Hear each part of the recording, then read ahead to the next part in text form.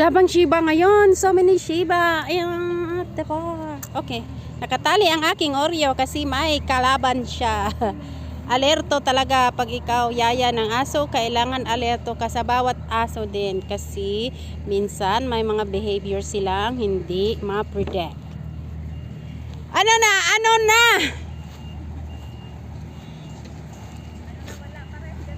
Ano na buhay natin? Kunyang pa rin.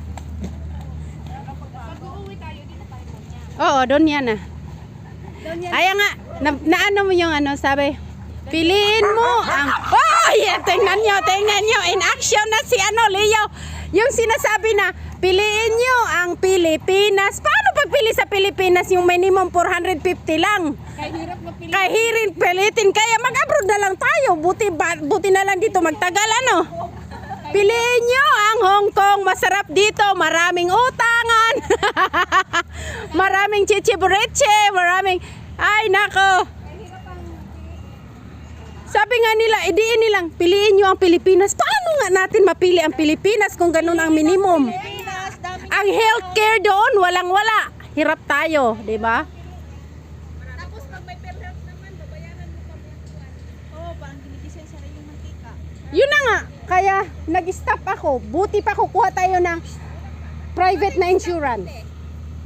Nangyari yan sa akin, nagkadinggi ang anak ko. Dito na ako. Siyempre tayo ina, PhilHealth eh.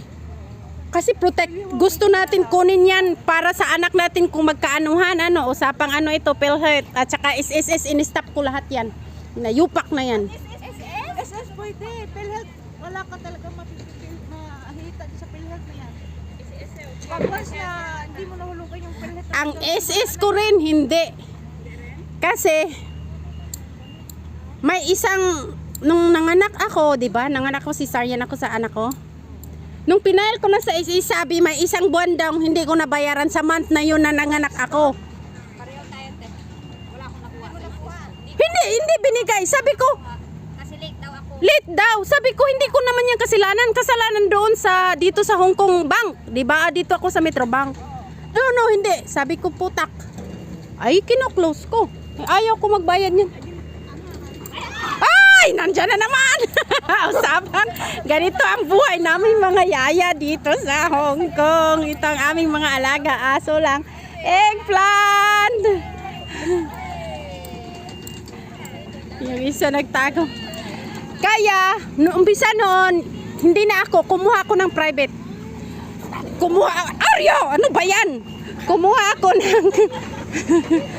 Tali lang tayo, Day. Basta itali mo lang yan. Stay put, Max. Yun ang kaya kumuha ko ng private. Kumuha ko ng isang FWD. He's so not good. Yeah, he's not in the mood because Mommy's gone, it's noisy. yeah, noisy and mommy's gone and Max is there. Oh. So that's why. It's okay. So, inano ko na lang na itali ko na lang siya sa baywang. And Kacho is hiding under the bench. Hindi, in-stop ko na nga. Pero naka-ano pa ako. Naka 8 years na akong payment. Ay, sayang. 2 years na lang sana. Hindi, tapusin ko yan pag mag-for good na ako. Sinabihan naman ako, oh. In-stop ko lang kasi nainis ako. Self-employed na lang. Sabi ko, Dito ka rin yung pera ko, kayo lang ang naka-ano eh. Kayo lang ang naka... ako self-employed. Kaya in-stop ko yung SS at saka PhilHealth. Nag-focus ako sa private na ano. Kumuha ko ng insurance sa FWD. Yung tatlo kami, asawa ko, ako at anak ko, health insurance yung. Kumuha ako kasi mas mabuti pa yun. Kasi talagang may money back ka talaga. Kasi kumuha ako ng ganyan, rekomenda ng amo ko eh. Recommended sa employer ko. Ito ang kunin mo. Oh. Pagkatapos, natapos ko na yung FWD. Pag matapos yan, patapos na. Payable for 10 years. Pero nakatapos na ako sa AIA. Oo. Oo, Manulife. Pero garante. Kasi ako nakatapos na ako sa AIA. Guaranteed naman yun. Itong FW, yung AIA ko, mura lang yun.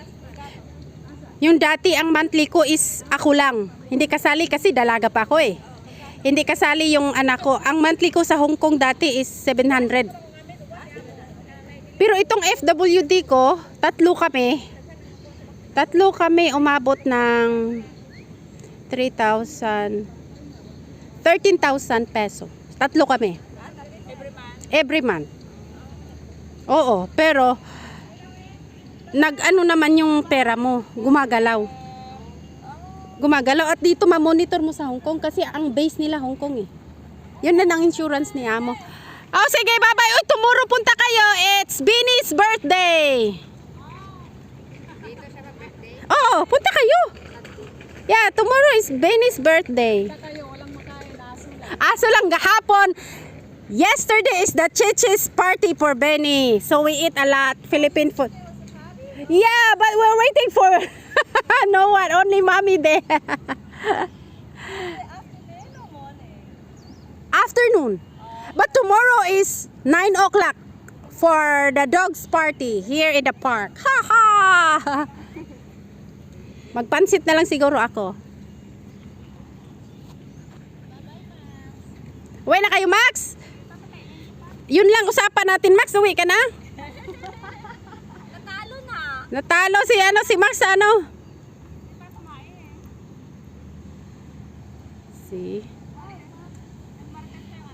Si. Kahirap eh. Mas mabuti nandito pa tayo. Yon. Birada talaga sa savings. Kasi balang araw, at the end, piliin talaga natin ang Pilipinas. Kasi atin yun eh. 'Di ba? You know what I mean? Ganun lang yun. Pag hindi na kaya habang kaya pa natin.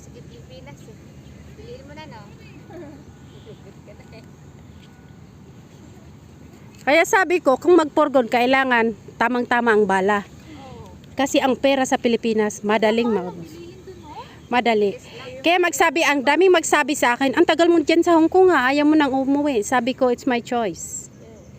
Wag kayong magsabi na, ano kaya nangyari? Bakit nagtagal siya sa Hong Kong? Sabi ko, maganda ang buhay dito. Kahit hirap, at the end, may sahod kami. At saka maraming mautangan rito. Di ba, Day? Wala naman sa akin yan. Hindi, basta ang galing lang ng, yun ang sabi ko, kung ano ang plano mo, kung ano ang plano mo, doon ka pa lang sa Pilipinas nag-process. Ganito. Kailangan pagdating mo sa Hong Kong, yun talaga parati at the end ng kontrata mo. Ha? Marami nga. Magdepende yan sa'yo kung... Dito, mag-walk na tayo. Oh, bakit hindi pa kayo nakauwi? Sinong ay si Jinsa? Ay, takot siya kay Jinsa?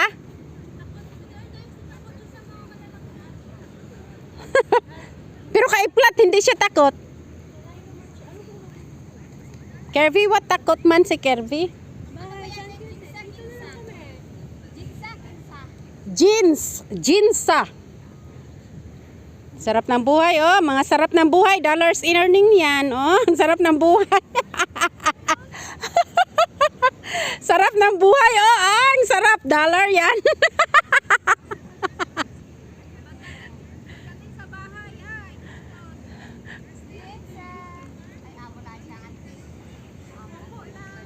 Opo lang.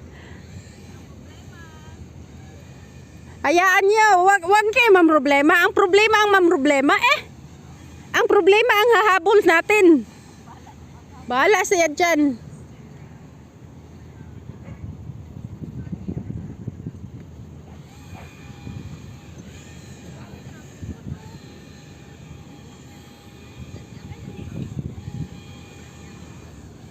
Hala, Day, wag mo papasukin, Day. Pagalitan ka dyan.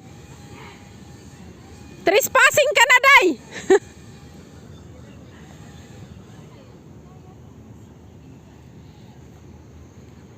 Okay, let's go. We need to walk. But si Leo hindi takot ni Jinsa.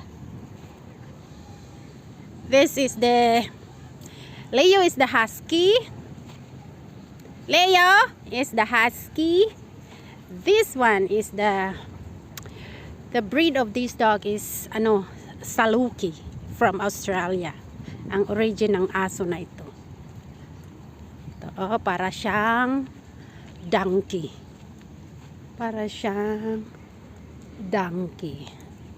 Jinsa! Para siyang donkey. Jinsa! Oh!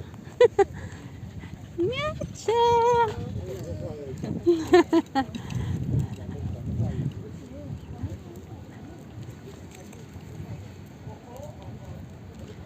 Uwi na tayo? Di, mag-round pa tayo. Marami pa tayong mara-round dito.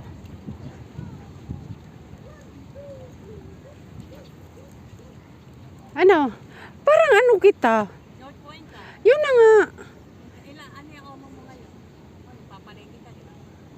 Oo. Nung unang amo ko siguro sa Fortress Hill. Tapos North Point ako. Tapos pumupunta-punta ako kay Ate Yuli na boarding house. Yoli, yung mahaba ba ko? Oo. Yung kulot? Yung mahabang bo. Kilala mo si Ate Rebecca? Kilala mo si Marites? Marites. Nasa Canada na yun. Yung matangkad. Iba naman yung nakilala ko sa boarding house na nandun na rin. Si Marites, kilala mo yun. Sa wardrobe ka ba? Sa North Point? Hindi, sa ano ako? Sa... Ikaw, kilala ko dahil yung Kasi ang kasama-kasama ko dati si Ate Glo eh. masyado kasi ngayon sa tagal. Ito na mga pangalan kasi hindi mo tagal. Anong years kang salta rito? Parang magkabatch yata tayo. Ano ka? 1998. Hindi, mas lamang sa akin ng 2 years. Ah, 2000 ka. Bago kami. Kasi nakastay ako ng North Point 2 years eh. Ay, sa North Point 4 years. 2 years. Tapos, kahit dito na ako sa South Horizon, North Point pa rin ang ano ko boarding house.